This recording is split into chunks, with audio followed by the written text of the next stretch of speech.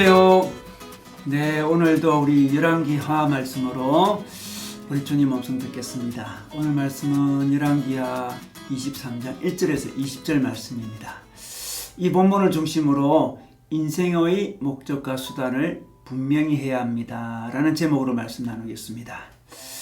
남유다의 요시야 왕은 다윗 왕의 버금갈 정도로 하나님 보시기에 선한 왕이었습니다. 그는 남유다 역사에서 가장 광범위하게 남유다의 신앙을 개혁했습니다. 그는 어느 날 성전을 수리하다가 율법을 발견했습니다. 그리고 율법 말씀을 듣고 회개합니다. 이 회개는 남유다가 하나님 나라 역할을 제대로 감당하지 못하고 이방 민족의 우상을 섬긴 것에 대한 회개였습니다.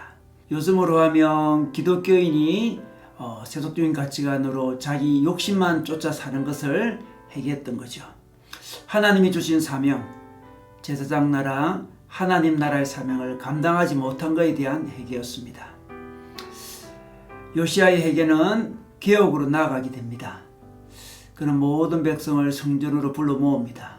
그리고 율법 말씀을 직접 읽어서 들려줍니다. 하나님 말씀에 순종해서 하나님 말씀에 기초해서 개혁을 하겠다는 것을 보여주는 것이죠. 그리고 대대적으로 종교개혁을 합니다. 당시 성전에는 여러 이방신을 섬기는 물건들이 있었습니다. 그는 그 물건들을 다 끄집어내어서 불살라버립니다. 우상을 숭배하는 제사장들을 다 끌어내어서 추방시켜버립니다. 그런데 놀랍게도 성전에는 아세라신, 이방신 아세라신을 섬기는 남창들의 집이 있었습니다.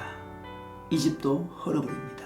어찌 거룩한 하나님의 성전에 남창의 집이 있었다는 말입니까? 당시 남유다가 얼마나 타락했는지를 볼 수 있습니다.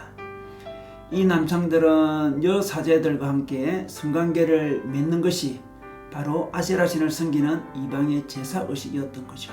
더 나아가 요시야는 종교개혁을 북이스라엘 땅 베델에까지 확대합니다. 이미 망한 북이스라엘까지 가서 우상을 타파하는 것이죠. 북이스라엘의 우상 숭배가 남유다에 영향을 미치고 있었기 때문에 그랬습니다.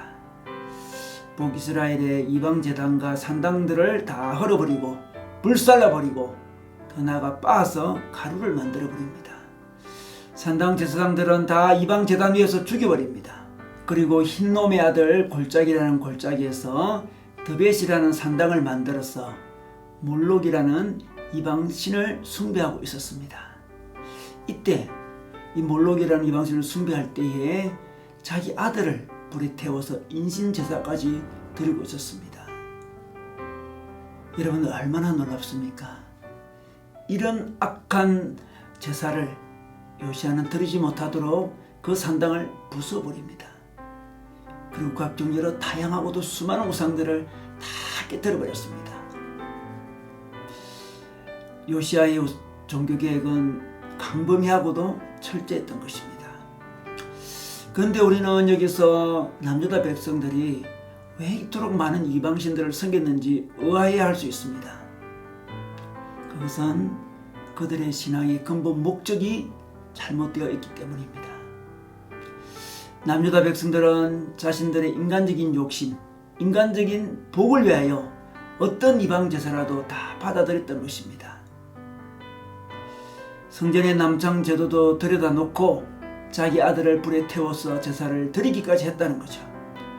왜냐하면 그들의 신앙의 목적은 자기 욕심이었고 탐심이었기 때문에 그렇습니다. 그래서 골로새서 3장 5절에 보면 탐심이 곧 우상 숭배라고 합니다. 기본적으로 우리 하나님을 믿는 신앙과 이방신을 섬기는 종교와의 차이가 여기서 나타나 있습니다. 하나님을 섬기는 신앙은 신앙의 목적이 하나님의 뜻을 이루는 것이고 하나님의 영광을 드러내는 것입니다. 그러나 우상 숭배는 신을 이용하여 자신의 욕망을 이루는 것이죠. 바로 탐심인 것입니다. 그래서 자신의 탐심, 탐욕이라는 목적을 위하여 그 어떤 수단을 사용할 수 있는 것이죠. 당연히 수많은 우상들, 수많은 신들을 동시에 숭배할 수 있습니다. 어차피 다 수단이기 때문에 그렇습니다. 우리가 큰 탐심을 추구하지 않더라도 우리 마음에 위안을 얻거나 우리 문제를 해결하는 것이 신앙의 목적이 될 때에는 우리 신앙은 왜곡됩니다. 하나님을 수단으로 바라보게 됩니다.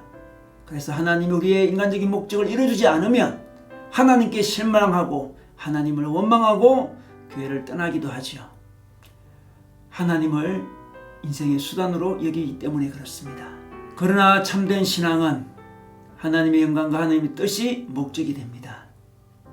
그래서 우리는 자신의 신앙을 점검할 때 우리의 욕망과 하나님의 뜻과 영광 중에 무엇이 수단이고 무엇이 목적인지를 살펴보면 되는 것입니다.